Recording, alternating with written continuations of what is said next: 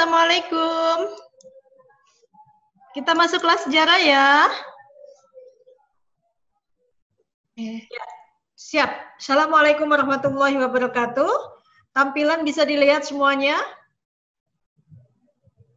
Hari ini kita akan membandingkan kebijakan Daendels dengan kebijakan Raffles. Dua kebijakan kolonial yang ternyata memberikan satu fondasi baik di bidang pemerintahan maupun di bidang ekonomi atau di bidang hukum dan lain sebagainya.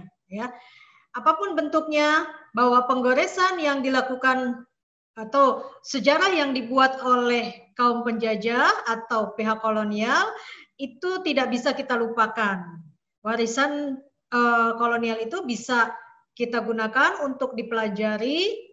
Ya, yang bagus kita ambil, yang jeleknya, yang jelas, yang jeleknya harus kita buang. Ya, itu kita coba sebagai orang sosial, ya, kita akan mempelajarinya dari segi bagaimana aspek pranata yang dibuat oleh mereka itu dari sisi sosialnya kita kaji. Ya, sekarang kita masuk ke aspek birokrasi pemerintahan. Kalau ingin membandingkan, banyak yang mengirim tugas poin ini. Ini tugas bukan tugas wajib, tapi bagi mereka yang mau membuat pointer, ya, membuat pointer, mau membuat nilai tambah, poin, ya. Ada yang mengirimnya langsung membandingkan William Daendels dengan Stamford. Itu bagi ibu bukan perbandingan. Kalau perbandingan kita harus membuat aspeknya yang kita bandingkan. Nah, nanti di situ kamu diminta untuk melakukan analisis. Poin yang ini masuknya ke birokrasi, poin yang ini masuk ke ekonomi, atau ke sosial, atau ke hukum. Nah, dengan belajar seperti itu, berarti kamu bisa melakukan analisa perbandingan. Ya. Sekarang kita masuk ke poin birokrasi pemerintahan. Ternyata Daendels itu begitu dikirim oleh Louis Napoleon untuk menjadi gubernur jenderal di Pulau Jawa, katakanlah tepatnya di Indonesia, waktu itu Nusantara ya, khususnya nanti konsentrasinya di Jawa, karena Jawa harus dia pegang, jangan sampai jatuh ke tangan Inggris. Nah, langsung itu Gubernur Jenderal Daendels itu melakukan serangkaian kebijakan-kebijakan. Berbeda dengan pendampingnya, yaitu siapa? Jansen ya. Makanya dengan mudah Inggris langsung bisa mengalahkan. Di sini pelajaran yang kita petik adalah jika kita memilih pemimpin, maka pemimpin itu harus punya platform untuk kepemimpinannya. Apa saja kebijakan-kebijakan beliau dan bagaimana kebijakan-kebijakannya dijalankan. Meskipun Daendels punya hukum dan peradilan, Daendels teratur dengan baik, tapi ternyata Daendels juga seorang manusia yang tidak pernah luput dari kesalahan, yaitu dia terlibat apa? Ada yang tahu? Terlibat apa Daendels? Kesalahan terbesar Daendels. Pada akhirnya Daendels juga ternyata manusia biasa dengan kondisi penjajahan, kekayaan negeri jajahan dan lain sebagainya, maka akhirnya Daendels terlibat korupsi. Sekali lagi kita akan berbicara bahwa kekuasaan yang penuh tanpa sebuah pengawasan yang ketat pun pasti korupsi. Dan kekuasaan yang penuh dengan pengawasan ketat pun masih tetap ada korupsi. Ya, yuk sama-sama kita simak. Mudah-mudahan nggak ada yang masuk lagi nih. Kalau ada yang masuk nanti Ibu lupa untuk mengadmit. Dewan Hindia Belanda sebagai Dewan Legislatif pendamping Gubernur Jenderal diganti dengan Dewan Penasehat. Nah, di sini Daendels melakukan satu perubahan.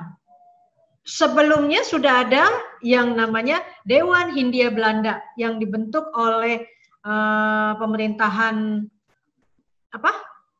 Batak, kemudian sebelumnya yaitu VOC dan lain sebagainya. Ya, Dewan Hindia Belanda itu diganti dengan Dewan Penasehat. Apa Dewan Legislatif ya? Dewan Legislatif diganti dengan Dewan Penasehat. Siapa yang bisa memberikan satu gambaran ini turun ini diberi jabatan lebih, Dewan Penasihat ini diberi jabatan lebih, atau ada penurunan kewenangan? Ayo. Siapa yang mau coba? Dewan Hindia Belanda sebagai Dewan Legislatif pendamping Gubernur Jenderal, diganti menjadi Dewan Penasehat.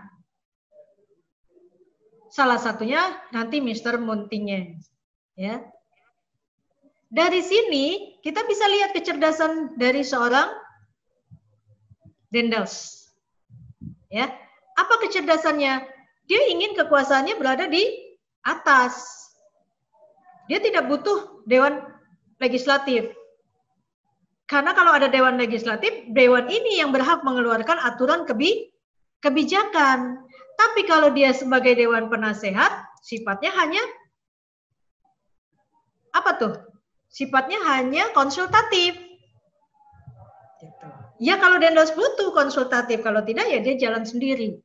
Nah, cerdas ya? Tuh. Tapi kalau kamu nanti yang seperti ini, habis kamu sama yang lain, ya. Karena yang lain juga sudah cerdas. Kemudian kita masuk Pulau Jawa dibagi. Sementara Raffles bagaimana? Sistem yang semula dilakukan penguasa pribumi diubah menjadi sistem kolonial bercorak barat. Oke, kalau dari segi pemerintahan, birokrasi pemerintahan, ternyata Raffles itu menguangkan istilahnya, mengorangkan, yang kita kenal dengan westernisasi, membaratkan, ya. Makanya jajahan Inggris itu cepat maju dibandingkan Belanda. Kenapa? Karena orangnya diuangkan, diorangkan, dianggap sebagai bagian dari masyarakat, gitu. Jadi yang tadinya penguasa pribumi diubah menjadi penguasa kolonial bercorak barat. Kekuasaan tuan-tuan tanah, kekuasaan feodalisme, kemudian kekuasaan lebih tingginya lagi raja-raja, bupati, dan lain sebagainya, diubah menjadi kekuasaan penjajahan yang sifatnya kolonial. Mereka dijadikan PNS, pegawai negeri. Ya, itu cara pengaturannya. Sehingga tidak ada lagi yang namanya kekuasaan para raja. Kemudian Pulau Jawa dibagi menjadi 9 prefektur. Tiap prefektur dikepalai seorang prefek atau residen, ya, atau bupati. Nah, di sini Daendels sudah mulai membuat pranata sosial, ya. Bagaimana dia melakukan kalau di luar mungkin distrik-distrik, ya, dan lain sebagainya. Tapi di sini dia mulai mengatur tata aturan pemerintahan dalam bentuk bupati dan lain sebagainya, itu di bawah naungan kolonial. Hampir sama dengan Raffles, Pulau Jawa dibagi menjadi 16 residen. Ingat aja, kalau dulu yang paling kecil itu yaitu masa Daendels, ya. Kalau kamu lupa, kamu pakai analogi sendiri. 9 prefektur itu masa Daendels karena lebih kecil. Tapi begitu masuk ke Raffles, diperlebar sistem residennya itu, ya. Terdiri dari beberapa distrik, yaitu 16 residen. Dari 9 residen menjadi 16. Ya, diperluas. Sampai pada tataran divisi, kecamatan, dan lain sebagainya. Jadi Raffles jauh lebih luas mengatur pranatanya, gitu ya. Aturan-aturan ke bawahnya itu dibuat sedemikian rupa sampai ke tingkat kecamatan, bahkan tingkat desa. Ya. Bupati dijadikan PNS, pegawai negeri, diberi pangkat sesuai ketentuan pemerintah. Ini hampir sama, ya. Bupati penguasa dilepas, penguasa pribumi dilepas, kedudukannya sebagai kepala pribumi, dijadikan pegawai pemerintah, sama aja, ya. Artinya dari sini Raffles tidak membuang sisa-sisa kebijakan kolonial Daendels, ya, tetapi dia hanya memperbaharui, gitu. Nah, lebih cerdas lagi sepertinya Raffles ini, lebih cerdas, kemudian lebih intelek, lebih juga humanis, lebih liberalis, dan lebih budayawan, ya, bahkan sejarawan dia, kalau boleh dimasukkan dengan history of Java-nya. Ya. Lanjut, ekonomi keuangan. Dari sisi ekonomi, apa yang dilakukan oleh Daendels atau Raffles? Membentuk Dewan Pengawas Keuangan, ya, atau Algemen Rekenkair, yang dilakukan pemberantasan korupsi. Ini yang Ibu bilang tadi ya. Di satu sisi dia membentuk Dewan Pengawas Keuangan untuk memberantas korupsi, tapi di sisi lain ternyata dia terjebak pada korupsi itu sendiri. Ya, mengeluarkan uang kertas, memperbaiki gaji pegawai, bahkan membuat pajak kontingenten, ya, pajak in natura, dan melakukan penyerahan wajib. Ini yang paling memberatkan dari sisi ini, ya. Pajak penyerahan wajib yang diterapkan pada zaman Belanda atau VOC itu tetap dilanjutkan, ya, dengan sistemnya pajak in natura.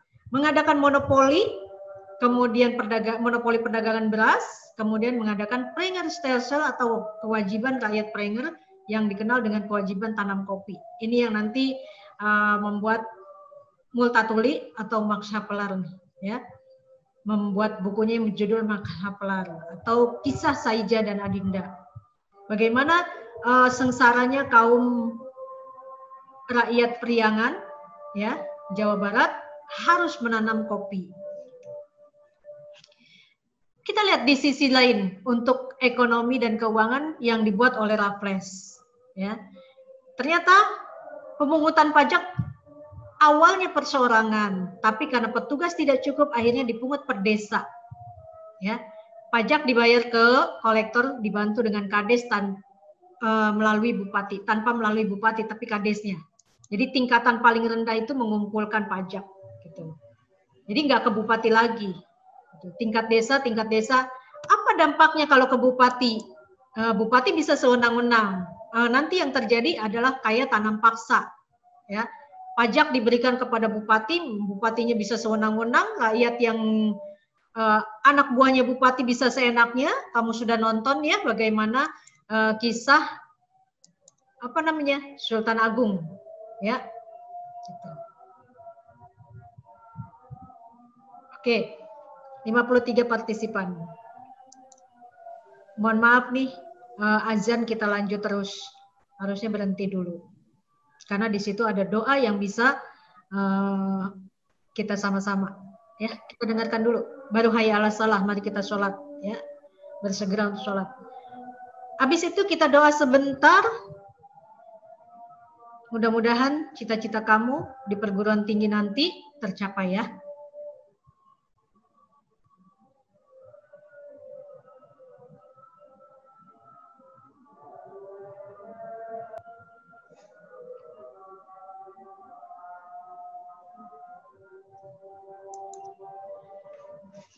Oke, sama-sama. La ilaha illallah Muhammadur Rasulullah. Allahumma rabb hazihi da'watit tammah wassalatil qa'imah ati sayyidina Muhammadanil wasilata wal fadilah wasyarafa wad darjatal aliyatar rafi'ah wa ba'asul maqamam mahmudal ladzi wa'addah innaka la tuhliful mi'ad.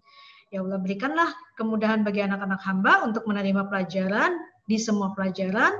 Kemudian izinkan mereka yang punya cita-cita untuk dapat perguruan tinggi nanti diberi kesempatan untuk tekun belajarnya, semangat belajarnya supaya cita-cita mereka tercapai. Amin. Oke, kita masuk ya. Penghapusan pajak hasil bumi. Pemasukan pajak hasil bumi atau kontingenten. Sistem penyerahan wajib itu sama.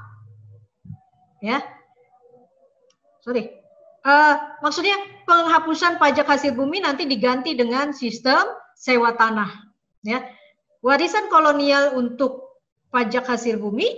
Oh, si Nimada sudah bergabung. Kamu istirahat ya sayang. Iya Bu, saya gabut, saya gabung ini aja. Oke, nggak apa-apa, bagus. Iya, kita lagi masuk ke penghapusan pajak hasil bumi yang warisan Daendels itu dihapus dengan diganti dengan sistem land rent atau sewa tanah. Jauh lebih ringan, ya, jauh lebih ringan, tetapi ternyata ini juga nggak terlalu memberikan kemakmuran gitu dalam sistem sewa tanah ini. Ternyata hanya mereka-mereka yang memiliki tanah yang luas yang bisa menyewakan kepada pihak swasta. Ya. Dan sistem sewa tanahnya pun lama, 75 tahun. Tetapi paling tidak sudah ada pengaturan tanah milik penduduk pribumi. Ya. Kemudian petani diberi kebebasan untuk menanam tanaman ekspor. Pemerintah berkewajiban membuat pasar agar petani ya bisa menanam tanaman ekspor tersebut dan mendapatkan hasil yang menguntungkan. Lihat di sini, dari segi ekonomi dan keuangan itu sudah ada perbedaan. Ya, dari sisi ekonomi katakanlah Raffles itu lebih mengorangkan, lebih membuat bagaimana petani atau penduduk kolonial atau masyarakat kolonial itu bisa mandiri secara ekonomi. Bisa mandiri dalam pengertian nanti akan memiliki daya jual, daya beli yang tinggi. Ya, selain dia memiliki daya beli yang tinggi, mereka-mereka yang punya kewajiban untuk menanam tanaman itu, ya, bagi mereka pemilik tanah itu mereka punya daya jual untuk hasil tanamannya, sehingga ada pemasukan. Nah, dari sini kita bisa melihat bahwa kalau ada keseimbangan antara daya beli dengan kemampuan mereka perputaran barang dan lain sebagainya, itu ekonomi akan berjalan. Nah, kalau ekonomi berjalan yang diuntungkan pihak kolonial juga. Nah, beda dengan masa nanti pemerintahan Belanda. Ya. Atau beda juga dengan sistem yang dibuat oleh Daendels. Eksploitasi tekanannya, bukan menjadikan daerah jajahan itu sebagai rekan untuk bisa bekerja sama secara ekonomi. Oke. Dari segi hukum, kita lihat dari segi hukum, ya. Sistem hukum, Daendels juga membentuk sistem tiga jenis pengadilan. Pengadilan untuk orang Eropa, pribumi, timur asing. Di sini kita bisa lihat bahwa masih ada diskriminasi sosial, diskriminasi di dalam hukum, ya. Sistem hukum di Raffles lebih baik dari Daendels. Daendels berorientasi pada warna kulit atau ras, sementara Raffles lebih ke besar kecilnya kesalahan. Ya, menurut Raffles, pengadilan merupakan benteng untuk memperoleh keadilan. Oleh karena itu harus ada benteng yang sama bagi setiap warga. Nah, sudah berbeda.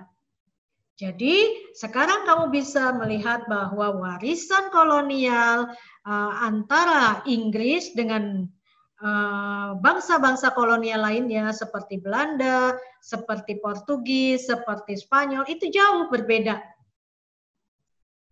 Yang sampai sekarang ini tingkat kemandiriannya, budayanya, daya juangnya dan lain sebagainya. Mereka lebih percaya diri, gitu. Mereka lebih percaya diri untuk berkembang. Tapi itu kan masa lalu. Kalau sekarang kita sudah merdeka, kita nggak terikat pada itu semua, ya. Mungkin sudah generasinya sudah habis gitu. Generasi kolonial itu tinggal terakhir yang era 80-70 tahun gitu. Kita sudah generasi baru di 75. Oke, sistem sosial ya. Penghapusan upacara kepada residen, sunan dan lain sebagainya. Nah, ini sistem yang merupakan apa ya, ritualitas ya, ritualitas dari budaya kesultanan, pengkultusan dan lain sebagainya dihapus ya. Ada sisi baiknya tapi ada sisi tidak baiknya juga. Kalau kita mau melihat tetap aja ada positif negatif ya. Sementara sultan atau sunan dan lain sebagainya itu kan merupakan panutan. Kalau di zaman Islam itu merupakan orang yang sangat dihargai, bukan cuma raja, tetapi dia juga punya nilai-nilai keislamannya. Itu sisi negatifnya kalau diterapkan mereka takut karena pamor daripada sultan dan sunan bisa menggerakkan rakyat. Ini harus dihapuskan. Ya, bagi kita ini negatif. Kenapa? Karena para sunan dan sultan harusnya bisa menjadi pelindung rakyat, jadi tidak bisa lagi, gitu ya. Kemudian perbudakan dibiarkan berkembang. Nah, ini sisi lain dari dengan tanam paksanya, kerja paksanya, anyer panarukan dan lain sebagainya, itu bukan berarti tidak ada perbudakan, ya. Tidak ada kerja rodi dan lain sebagainya. Itu kerja rodi benar-benar. Kemudian penghapusan sistem perbudakan, ya. Meskipun dalam prakteknya melanggar undang-undang sendiri dengan mengirim kuli-kuli dari Jawa ke Banjarmasin dan lain sebagainya, ya. Di satu sisi penghapusan perbudakan, tapi di sisi lain ada pengiriman. Apa masalahnya waktu itu? Karena kekurangan tenaga kerja, jadi terpaksa. Sistem kerja rodi diganti, ya. Kemudian meniadakan apa yang namanya paybank atau disakiti, hukuman melawan harimau, hukuman melawan binatang. Terus juga apa semacam ini kalau di gladiator ya kali gitu, ya istilahnya. Oke, sampai di sini. Dari segi militer kita bisa lihat tidak ada pembanding ini, ya. Yang jelas yang lebih militer adalah Dendels karena dia punya kewajiban berat untuk mempertahankan Pulau Jawa. Sementara untuk Raffles dia lebih banyak ke ilmu pengetahuan atau budaya. Sampai di sini.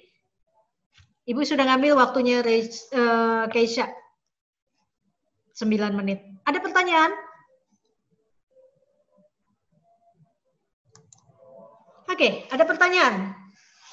Mungkin kamu sudah menggarisbawahi? Silakan, kita kasih kesempatan. Dibuka semua ininya, kalau mau bertanya, raise hand aja deh, biar nanti Ibu bisa lihat.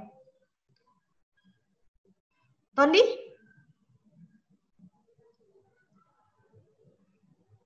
Atala? Raffi? Ya, Bu. Atala, silakan, kamu mau bertanya? Enggak, Bu. Oke, kalau tidak ada, Ibu cukupkan sampai di sini. Sekarang kita akan membahas tentang 3 kebijakan kolonial Belanda yang dibahas oleh teman kita, Keisha Meriska. Silakan Keisha, waktumu. Mau screen share yang punya kamu ya? Yang punya Ibu aja, Bu. Ya, yang punya Ibu. Yang punya kamu ini, yang di Ibu ya. Oke. Ya. Keren kan? Tuh. Mana ya? Oh ini. Tanam paksa, ekonomi liberal, dan politik etis. Kok sedikit, oh iya ke bawah. Sorry. Ya, silakan. Kaisa bisa mulai? Ini baca doang kan, Bu? Baca, kalau misalnya kamu bisa melakukan satu analisa, itu lebih baik. Silakan. Zoom dong, Bu. Gedein, Bu. Di Zoom. Mana ya? Oke. Kita langsung masuk. Ya, kelihatan? Kurang? Ya, udah. Wow. Bu Eli, Ibu, saya izin keluar ya, Bu, mau persiapan orasi. Oke. Makasih, Bu. Ya, semangat. Selamat ya untuk yang sudah terpilih OSIS, kemudian MPK juga sudah terpilih. Teman kita ada loh dari PES, Nida. Jadi yang terpilih siapa? Nani, Naufal dan Nida. Nani, Naufal dan Nida. Oke, silakan. Ya udah, pokoknya jadi latar belakangnya tanam paksa. Pokoknya tanam paksa tuh kayak orangnya tuh Van den Bosch itu, Bu. Ya. Terus latar belakangnya Belanda terlibat dalam peperangan pada masa kejayaan Napoleon dan menghabiskan biaya besar. Terus misah Belgia dari Belanda dikarenakan oleh perang kemerdekaan Belgia. Terus terjadinya perang Diponegoro yang menghabiskan banyak biaya. Kas negara Belanda juga kosong, sama utang Belanda tuh banyak banget. Terus pemasukan uang dari penanaman kopi tidak banyak, sama gagal mempraktikkan gagasan liberal. Terus kalau latar belakangnya ekonomi liberal itu gara-gara sistem tanam paksa kan kayak gagal gitu Bu, jadinya diganti jadi ekonomi liberal. Terus gara-gara orang-orang tuh juga pada nyadar gitu kalau misalkan tanam paksa tuh kayaknya kejam banget gitu sama orang pribumi, jadi kayak ganti jadi ekonomi liberal gitu. Sama kemenangan Partai Liberal dalam Parlemen Belanda mendesak pemerintah Indonesia untuk menerapkan sistem ekonomi liberal. Terus latar belakang politik etis, jadi politik etis itu dicetusinnya sama salah satu tokohnya itu Theodore van Deventer sama itu satu lagi. Terus latar belakangnya tuh pelaksanaan sistem tanam paksa yang menjadi penderitaan rakyat Indonesia, eksploitasi tanah.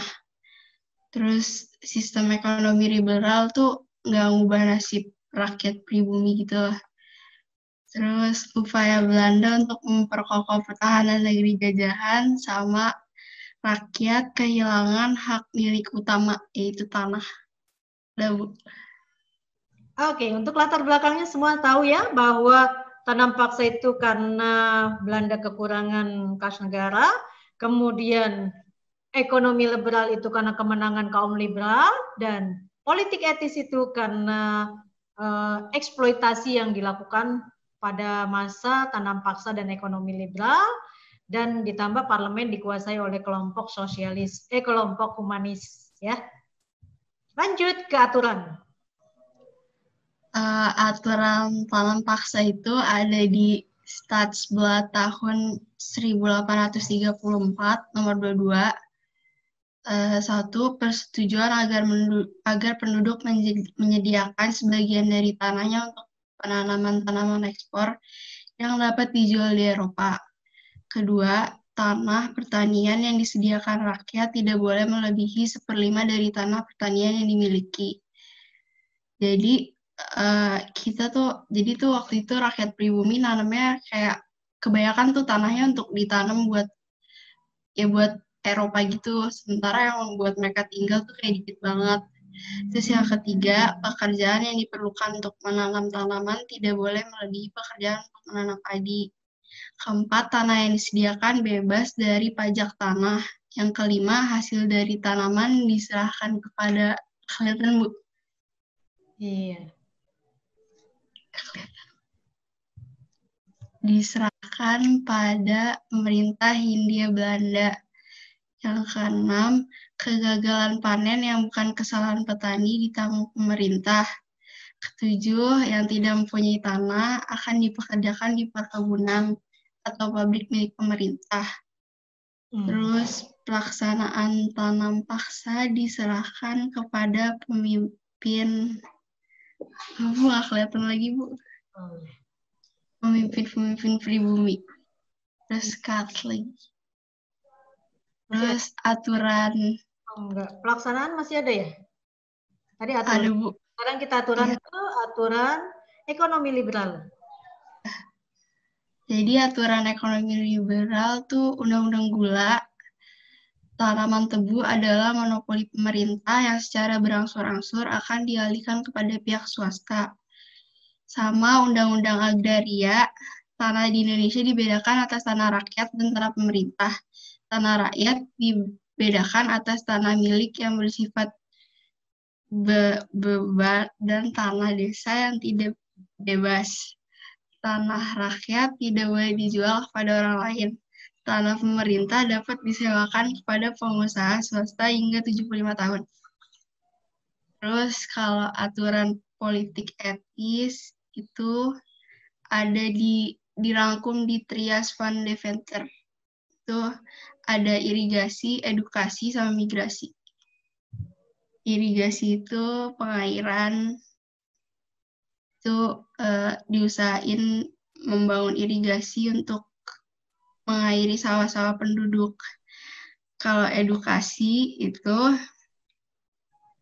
penyelenggaraan pendidikan pokoknya bikin sekolah buat orang-orang pribumi. Kalau migrasi itu Bu, akhlak Bu. Oke. Migrasi penduduk.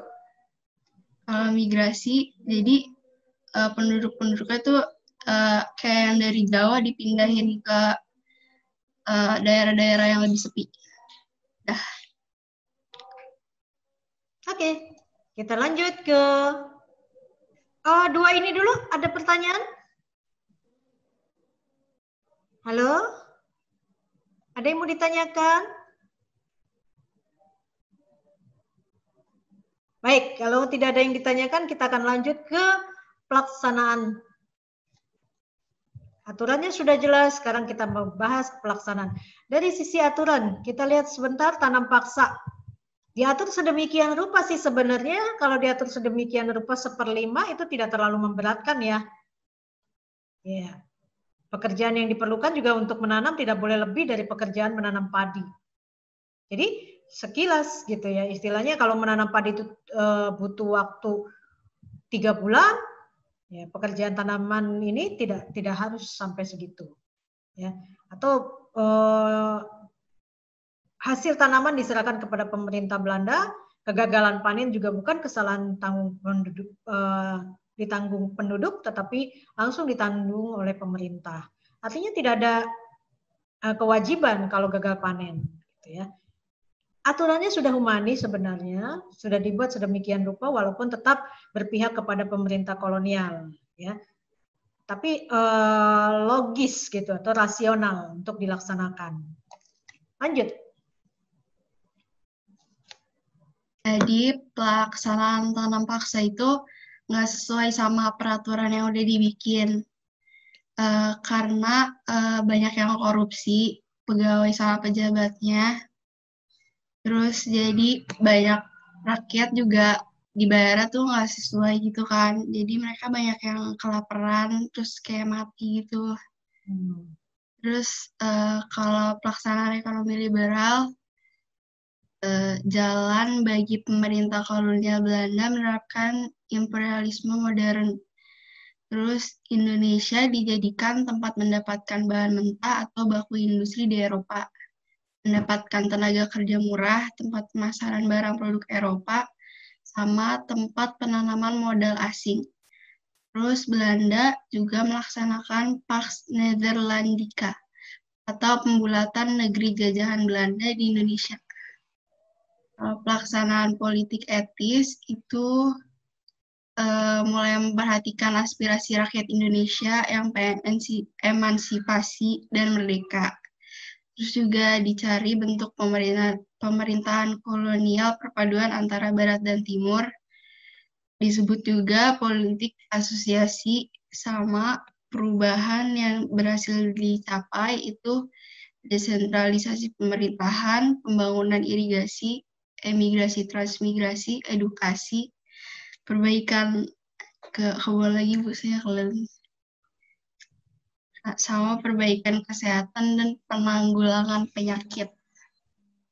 Iya. Terus pelaksanaan, kita lihat di sini pelaksanaannya ternyata jauh dari aturan yang dibuat, sangat menyimpang ya. Kemudian di sistem ekonomi liberal, apakah pelaksanaannya juga bagus? Ternyata rakyat lebih dieksploitasi untuk kepentingan tenaga. Walaupun ada sistem upah ya, Kesha ya. Apa? Ada perlakuan upah di ekonomi liberal ya. Sudah diberlakukan sistem upah kan? Kayak tenaga kerja murah, berarti kan dia dibayar ya? Iya. Iya, dibayar. Tapi kenapa nggak sejahtera? Karena juga masih pada ngasal gitu Bu. Pegawai-pegawai itu kayak masih belum berpengalaman banget. Pegawainya tidak berpengalaman, kemudian mereka ditempatkan yang jauh dari pengawasan. Sehingga mereka kan dikirim untuk perusahaan-perusahaan yang membutuhkan tenaga kerja. Nah, di Sumatera dan lain sebagainya. Tanpa pengawasan pemerintah kolonial juga. Akhirnya pihak swasta banyak yang melakukan kesewenangan. Gitu, ya.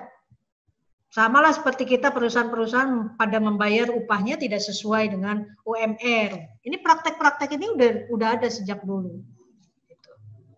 Politik etis. Kenapa pelaksanaannya tidak berhasil?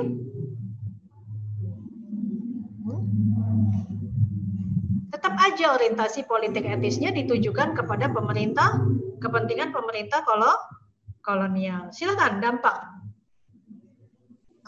Dampak positif dari tanam paksa, rakyat Indonesia tuh jadi kenal jenis-jenis tanaman baru, terus juga mulai tahu tanaman dagang yang berorientasi ekspor. Apa lagi, Bu? Teknik-teknik ya menanam tanaman ekspor ya? Iya. Tahu juga tanaman-tanaman yang punya nilai ekspor tinggi. Boleh tahu apa kira-kira nilai ekspor tinggi yang pada saat itu diperkenalkan? Rempah, Bu.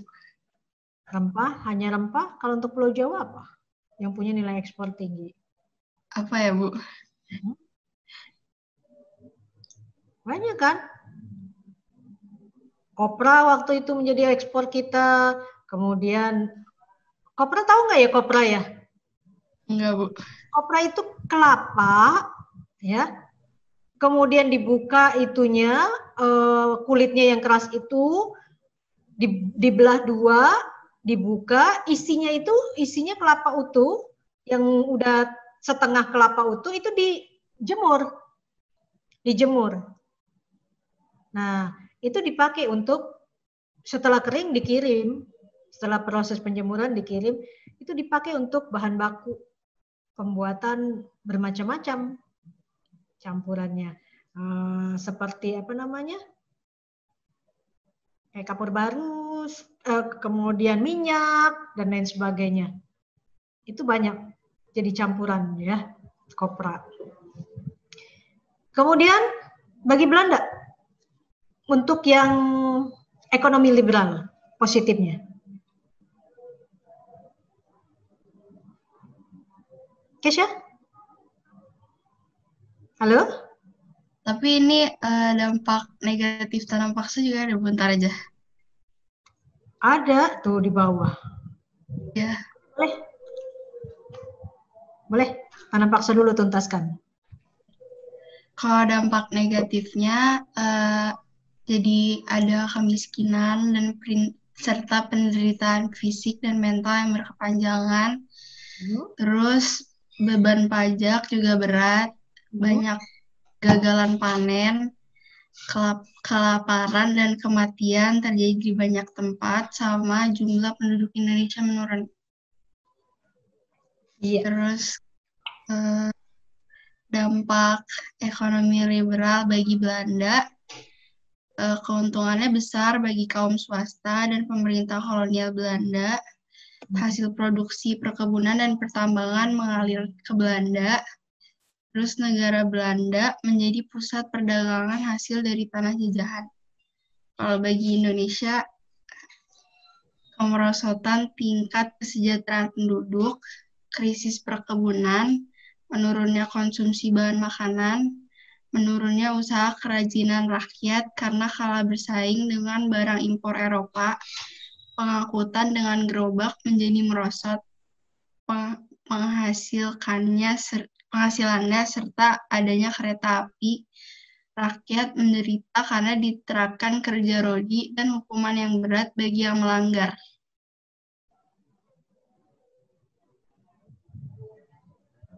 Oke.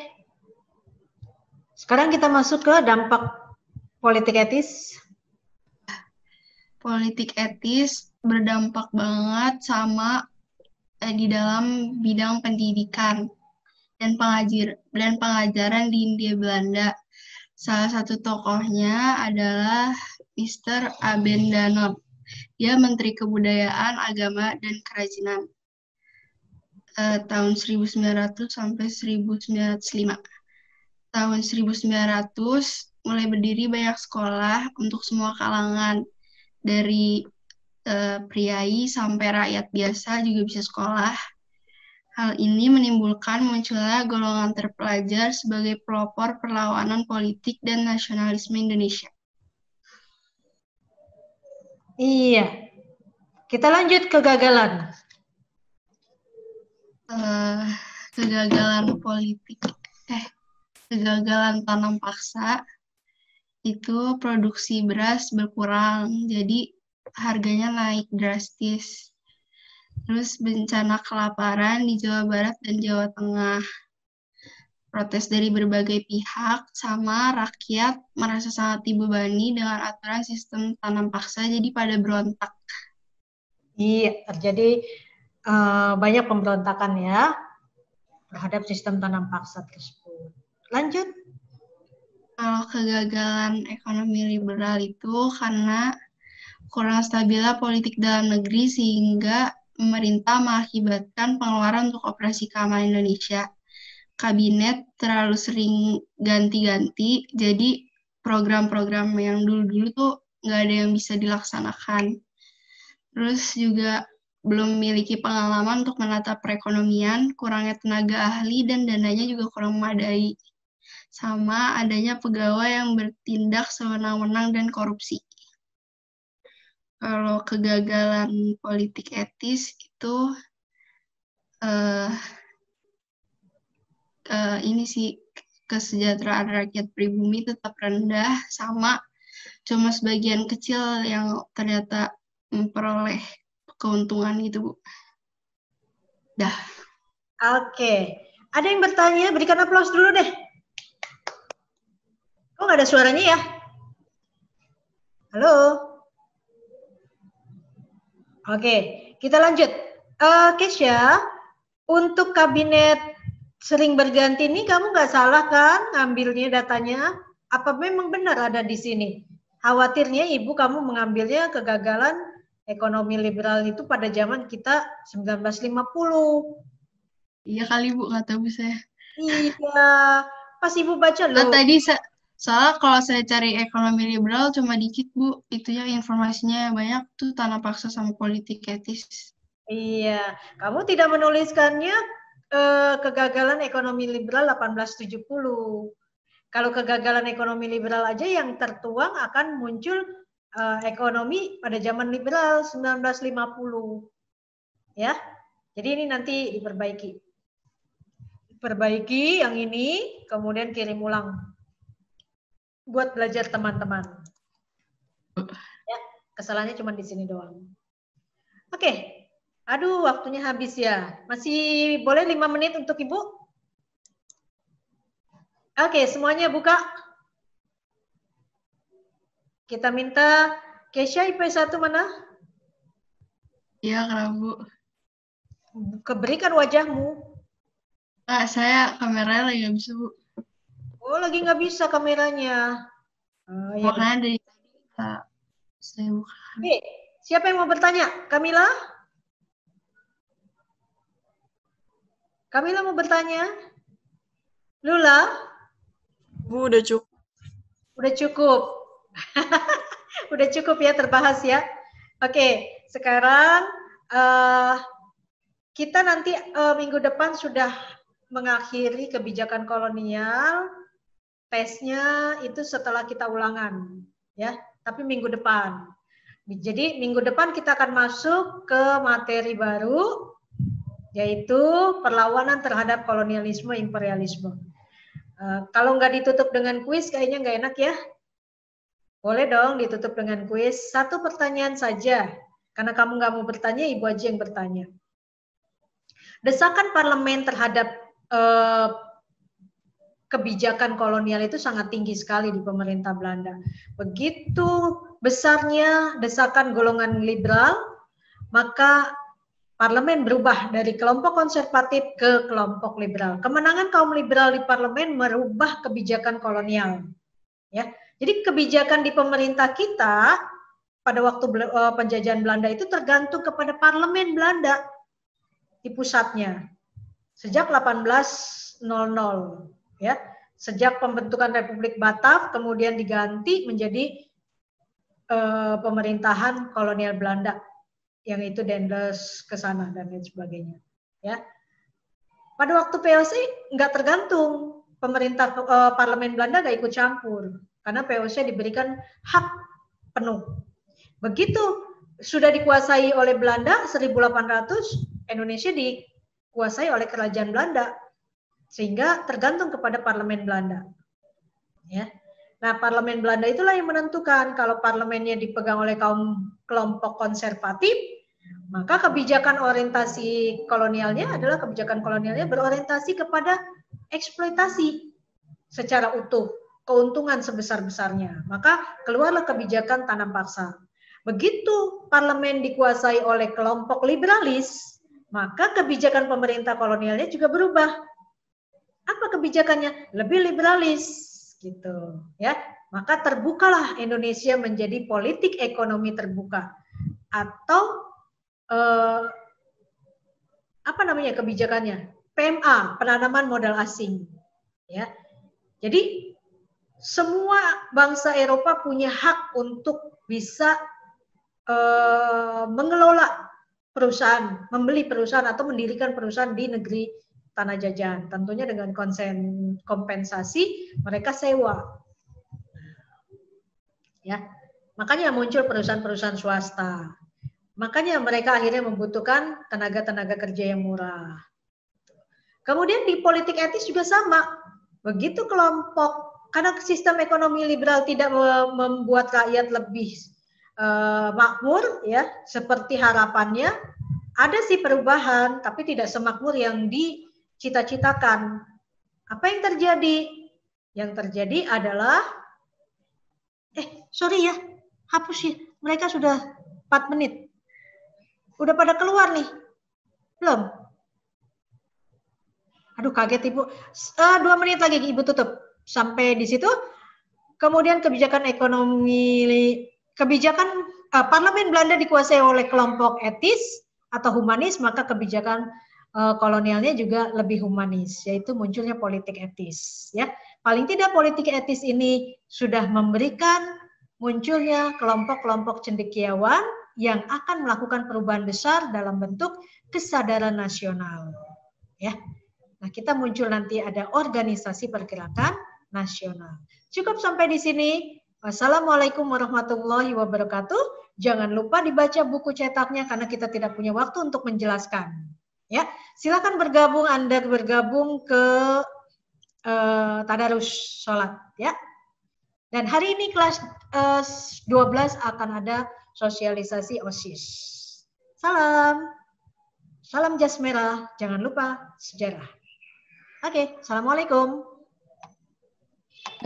Waalaikumsalam, makasih Ibu. Sama. Makasih Bu. Makasih Bu. Makasih Bu.